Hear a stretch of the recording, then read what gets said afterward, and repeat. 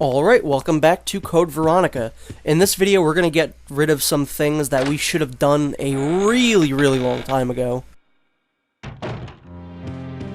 Well, not that we should have done it, it's just that we've seen it for like a while, and we've had it in the back of our head, but we couldn't really do anything about it, so we're going to put kind of the superfluous stuff in our inventory just away.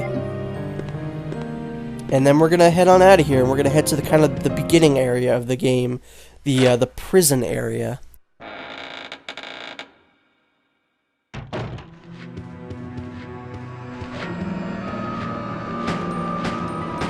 But before we do that, let's just kill that zombie, because he is in our way. Usually I wouldn't have killed him, but we actually do need to get to the area that he's kind of blocking. We can go up here, and we now have a key to get into this room.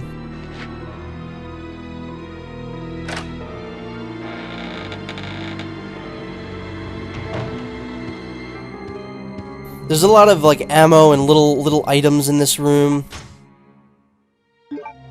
So it's a nice kind of refilling area, even if we can't quite get exactly what we need in here right now.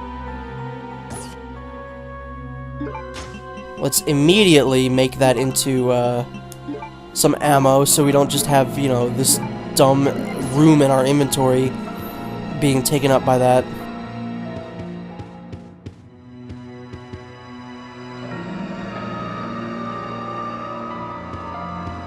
So we can't really do anything about that piano right now, but we can get this cool little angle.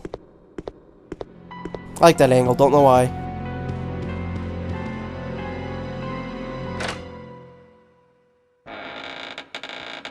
I don't think I've said it yet, but this area has always reminded me of Princess Peach's castle.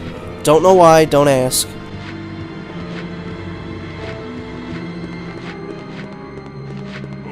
Even though this that zombie, ooh! This area isn't technically a castle, but hey. It still reminded me of Peach's castle.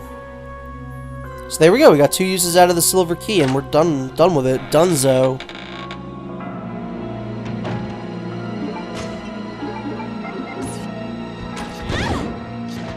This room is fairly useless. You can get some items in here. I think there might be one important thing, I don't remember, but it's really just the 2 Bandersnatches. Yeah, okay, there's the eagle plate. That'll help us out a little bit.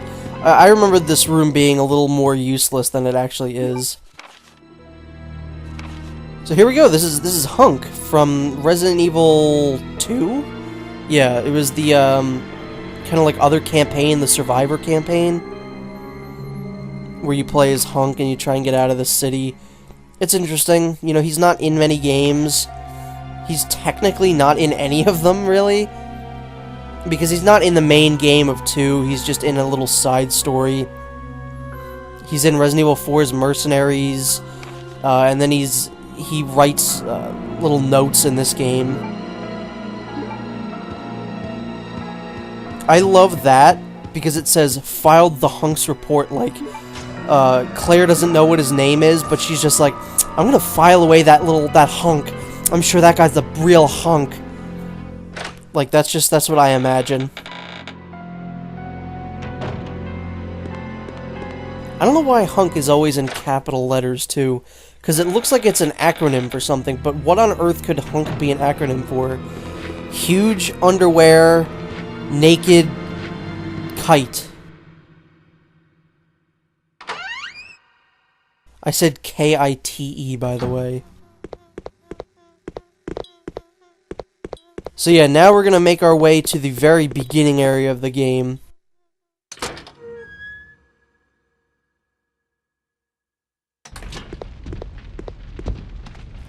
These Bandersnatches are the only Bandersnatches in the game that I would recommend never killing, because they're very easy to deal with. Because as you're walking down the stairs, they're always gonna kind of, at least that first one's always gonna go and attack you. You should never get hit by that first guy, at least. The second guy, it's just based on whether or not his AI actually wants to aim for you or not. So it's, you know,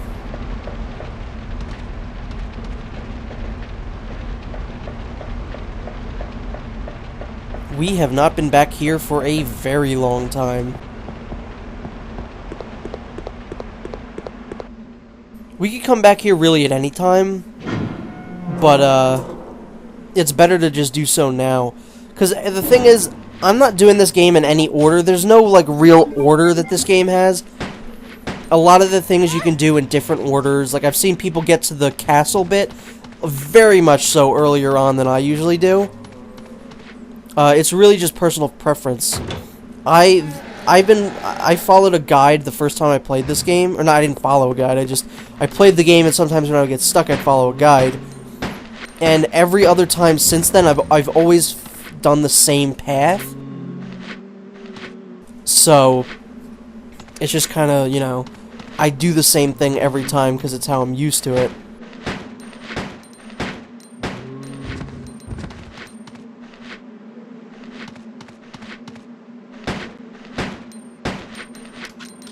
And my favorite YouTube channel, the Super Gaming Brothers, did this game over Halloween, and it ended like a couple weeks ago for me, like months ago for when this video comes out.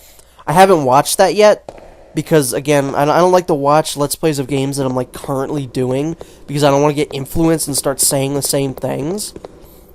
But I saw in their thumbnails that they got to the castle way before I did it.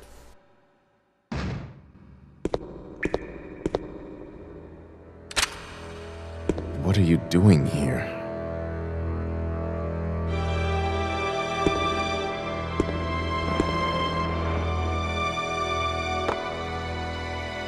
Hemostatic medicine. How kind of you. Thanks.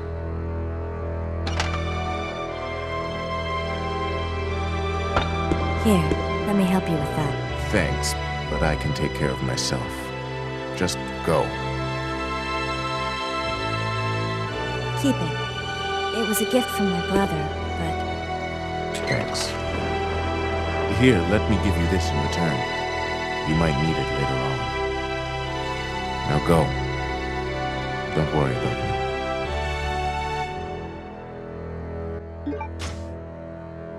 So I've got good news and bad news. Bad news, we lost one of our most useful items, which was the lighter. Good news, we've gained a new item that is equally as good, which is the lockpick. Without having the lighter, obviously some areas are going to be a little darker, and bats will be more likely to attack us.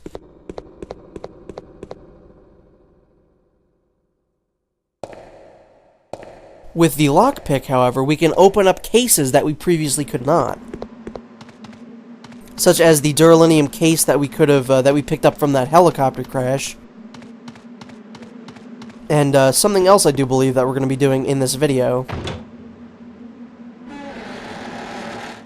Sometimes the cases will be as dumb as like, oh, this one has ammo in it. Or this one has handgun parts in it. But sometimes they're very useful. So, as long as my geography is right of this area, this should be the area with the dogs. So just run past these guys, and then we're gonna go to the real prison area, where we saw the guillotine before, and everything like that. Ow. That one was kind of unavoidable, as he was coming at me straight on, and it's not like I could see him with the camera or anything.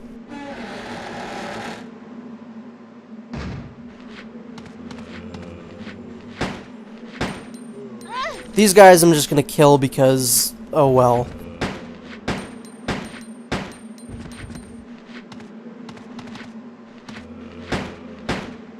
We're gonna kinda need free reign of this area, and it's better to just kill the zombies.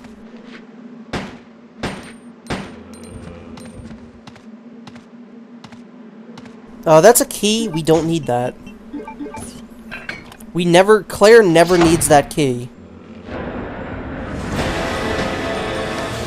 And that's another, I like a lot of the jump scares in this game. I'm not a fan of jump scares, like I think they're the cheapest form of scares. Which is why Dead Space 2 kind of ruined that series for me. Dead Space 1 was a fun game, it used jump scares a lot, but there was a lot of creepy shit in that game otherwise, but Dead Space 2 was when I realized, oh, this game literally is just going to be jump scares. And it really ruined the series for me. I've never gone back and played any of those games. Because jump scares are so easy.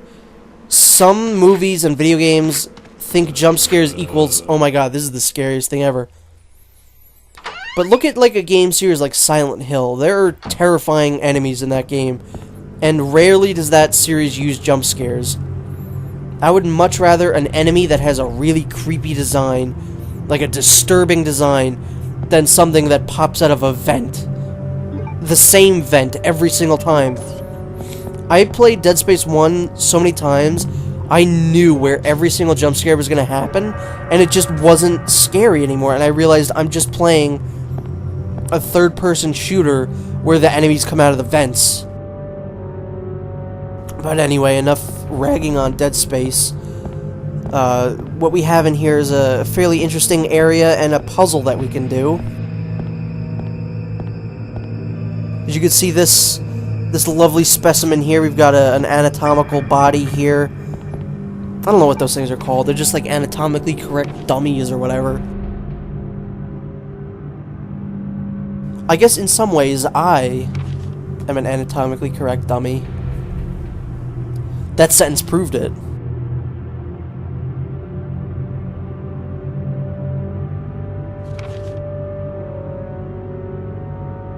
So if it wasn't clear from looking at the dummy, or maybe it is just like an actual human body, no one knows, but what we need to do is get another eye for him.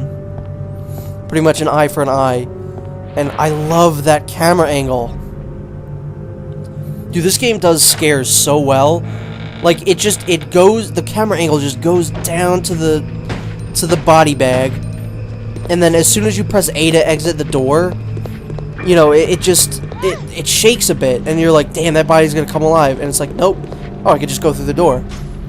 Dude, I love this game. It's so good. It is the best of the classic Resident Evil games, in my opinion. If not this game, then 2 for sure, but I don't know. This game, I think, has always been my favorite out of them.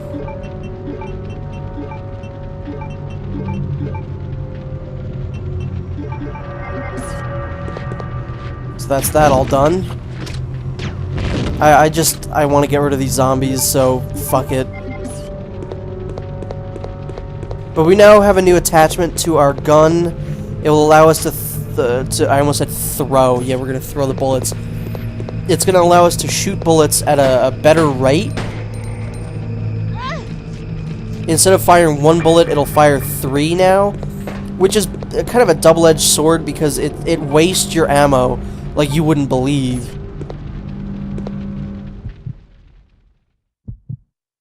And now Claire's heart is beating because of the body bag incident of 2014. Although, when this video comes out, it'll definitely be the body bag incident of 2015.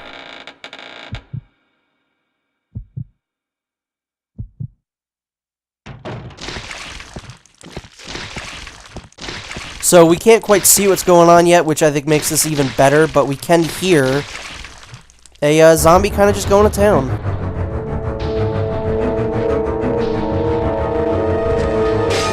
That's really awesome. I love that cutscene. But here we have the zombie doctor dude, who actually takes quite a bit to go down. He is far more resilient than any other zombie in this game.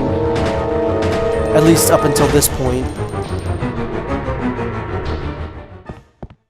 And you know they're both dead when the music cuts out.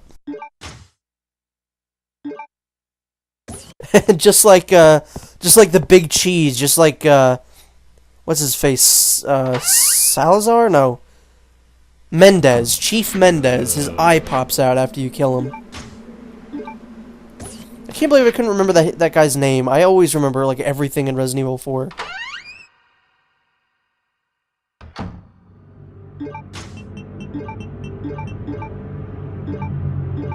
And thankfully, Claire is not Leon. You know, she doesn't just stop what she's doing to make a stupid joke. You know, after Mendez dies, she doesn't go, hasta luego.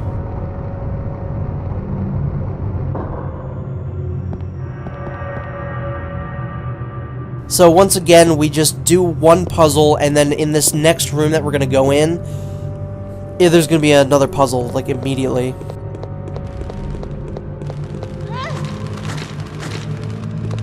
I guess I should have done this part after I gave the guy the hemostatic, or no, before I gave the guy the hemostatic medicine.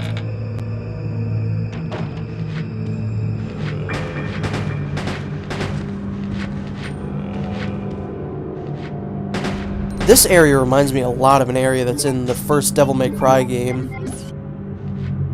It's like an area where you have to go down, and then you can, what is it? You have to, like, hit a button and then rush up to the other floor before the gate closes. I think that's Devil May Cry. I might be thinking of a completely different game. Dude, why won't that guy die? Again. Because he's a zombie. Technically, he's already dead.